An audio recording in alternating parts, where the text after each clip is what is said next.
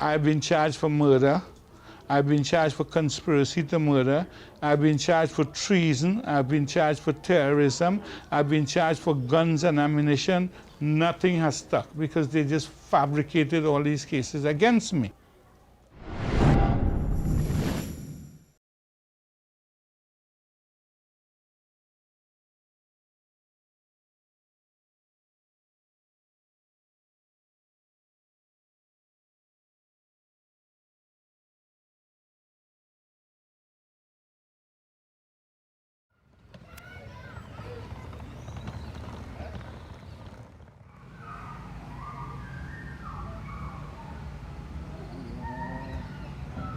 We keep talking about 1990, 1990. How would you describe that to someone who'd never heard about what happens? We were cleaning up the drug trade, right? And, excuse me. And the government ministers was found in the airport by a woman police officer with all these drugs. I mean, I'm not talking about 10 kilos, a substantial amount of drugs. These ministers, right? And she came to us and told us that the government is planning to kill her. So I said, well, why would the government kill you? She was working with the narco section in the airport, of course in plain clothes, not in uniform, and stumbled onto them with all this cocaine. So then she tried to get this matter addressed by the commissioner of police and everybody, and nobody wanted to take her and say, you crazy. This is the Attorney General, the Minister of National Security, the advisor, and the Major Thompson from the Army, and this is ridiculous. We can't report these people. And then finally she came to us. 4 days after she came to me and complained about this matter, they created a mock battle at Chagaramas. And she was sitting in a bus, and one of the police officers in the bus shot her in her head and killed her. 4 days before they killed her, she came to me and told me the people who were in the VIP room, the people I just called and told you.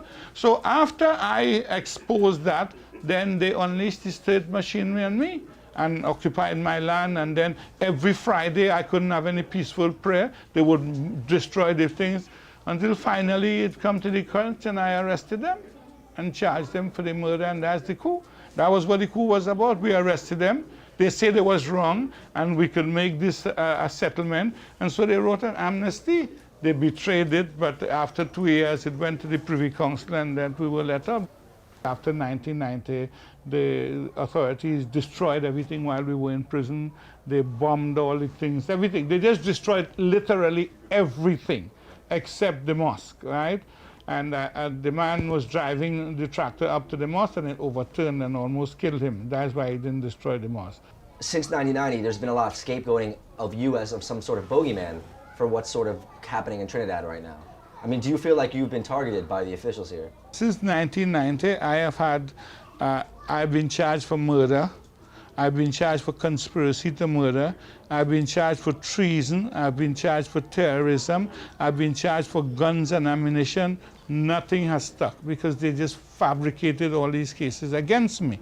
So that is not prosecution, that is persecution. And we're hearing a lot now that the narco trade here is ramping up a lot. Yes, of course. Is it coming from politicians? Is it coming from business people? Where is it coming from? Everybody's involved. Everybody's involved.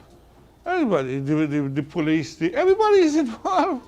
The Coast Guard, everybody's involved. Our next one neighbor, 7 miles, is Venezuela. And then right next to Venezuela is Colombia. And right here, this is the transshipment point. I mean, the other thing that we're looking into, that's contributing to... Where have you been in Trinidad since you're here?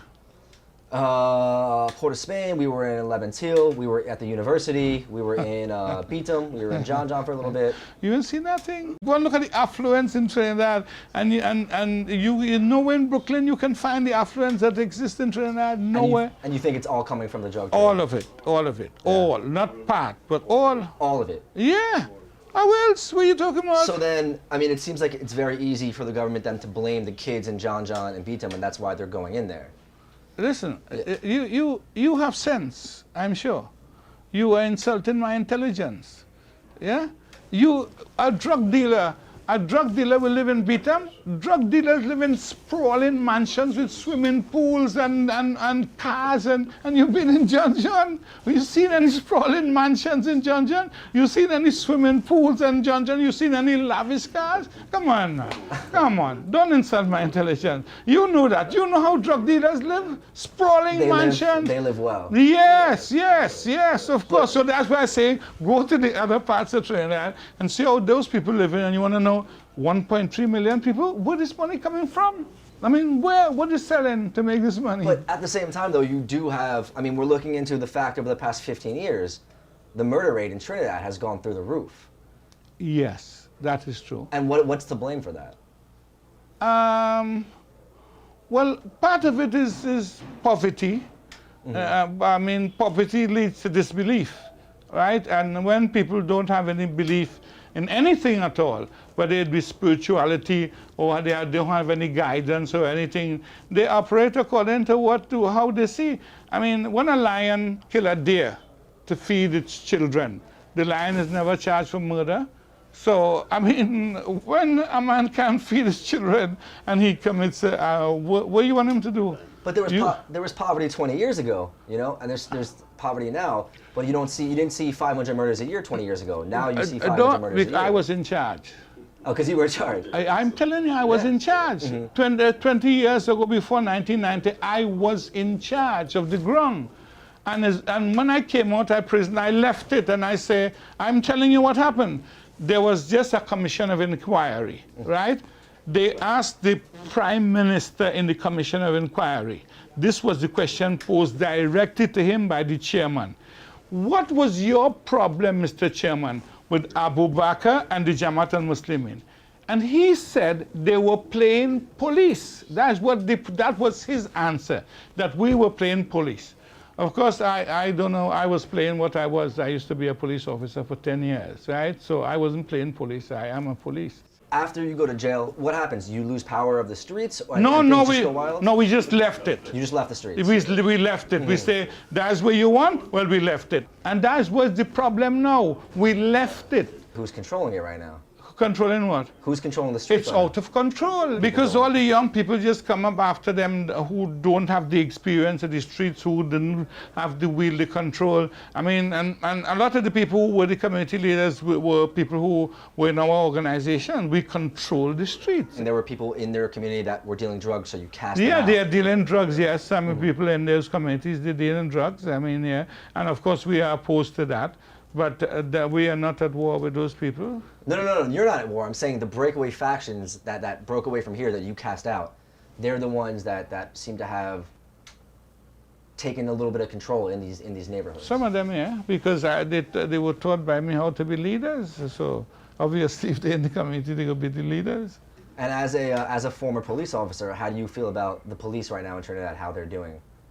There are too many extrajudicial killings. There are too many, much too many. But you see, before 1990, I was up against the police for that very said reason, right? And after 1990, it slowed down. Now it's gone out of hand. But it tells you something about the governance of the country, right? If you are a parent in your house, the more control you have over your children is the less discipline you will need to control them. You follow what I'm saying? Yeah. If you are running your home properly, your children don't need to be disciplined. You don't need laws every week, new restrictions for them, new curfews for them, because your home is being run properly as a parent, and you're looking after your wife and your children. But if you're not running your home properly, you're in trouble, because every week now your children are getting in problems and you have to keep making new law. You can't come in after this time, you have to do that. You start cutting them restrictions and things like that. And then if you think as a parent that they're not listening, you resort to physical kind of thing for the discipline. Me, I don't do that. I've never hit my wives, and I don't hit my children. I don't believe in that. I don't believe in corporate. I'm a lover man. I am, ask anybody in Trinidad, I am the man. Me too. I am the man with all the girls. The girls love me. Eh? So are you worried about the future for what you see in this country right now, in this city, for these young people, about what's going on here, that it seems like it's getting more and more out of control every year? Every day, no, every year, definitely getting out and out of control. I mean, and they've gone beyond that, because now young women are not safe, young women are being raped and things like that, so it's gone beyond that. The respect that we used to have for elderly people and things like that, all that is part of the problem. It's a holistic problem. It's not just a question of having money, it's a holistic problem, and it has to be addressed in that manner, holistic. It has nothing to do with the shortage of money in the country, It has nothing to do, we give you 67% of your natural gas. You, the big monolith America, 67% of your natural gas. You know how much money that is? So where's it going? Until you take a drive and look, see where it's going. Because it's not going to John, it's not going to 11-2. No, it's not going to none of the depressed areas. So are we getting better or are we getting worse? It's getting worse every day. And it's going to explode. It's a natural phenomenon, that this place is going to explode.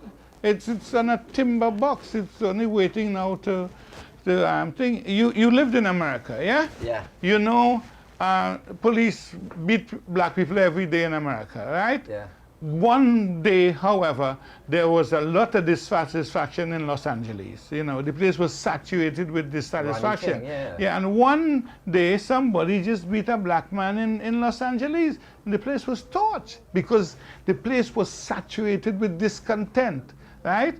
But every day, police just beat people in America, black people, and it don't happen because it's not saturated with discontent. But here right now. Now it is saturated with discontent. Anybody tell you it's otherwise? Who is content? There's nobody, even the rich and the affluent. They are not happy. They live behind, they're in jail, of course, because they live behind bars. And they know that this thing is going to explode. They know, everybody. They know it's going to explode. What they don't know is what's going to happen when it explodes. If this tinderbox blows up, I mean, what role do you see for yourself? Not me, I'm not a politician. I told you I'm a priest, man. How much time I'll tell you that? But someone like you, this sort of leader who holds communities together, is something that these people desperately need. Now, and more than ever, if things reach a tipping point and there's just chaos and anarchy in the streets. You see, my problem is I cannot go to the people and say, vote for me. That is my problem. If the people says, if you go back, you have no Jewish in your issue? Yeah, no, I do. Yeah, you had to, looking at your nose, you had to ask some Jewish, although it has some black Jews, eh? Yeah. The Falasha Jews, Ethiopians, Falasha, they're Jews because it's 12 brothers. It's one of the tribes. Yeah, Ethiopia. 12 tribes, yeah. So Joseph was the last, Joseph and Benjamin had a different mother. And that's why they sold Joseph into slavery, but Joseph is the man who rescued Egypt, yeah? Yeah. So that's my forte, as a priest, remember that. My responsibility is to the people of Trinidad and Tobago. In the end, they will judge me. How I interact with everyone in Trinidad and Tobago is how I will be judged on the day of judgment when I come before God, but not before a few men who somebody want to appoint. And that will include you too, because I don't know what you're going to do with this film, but you've now become part of my life and I am part of your life. So you and I, on the day of judgment, when we come up before God, you say, well, I make both of you. I'm your creator, I'll put in a good word for you. Huh? I'll put in a good word for you. I would appreciate that, and I will reciprocate. Okay. Yeah? Yeah. Thank you very much. My pleasure. Nice seeing you, man. Nice to see you too. Yeah.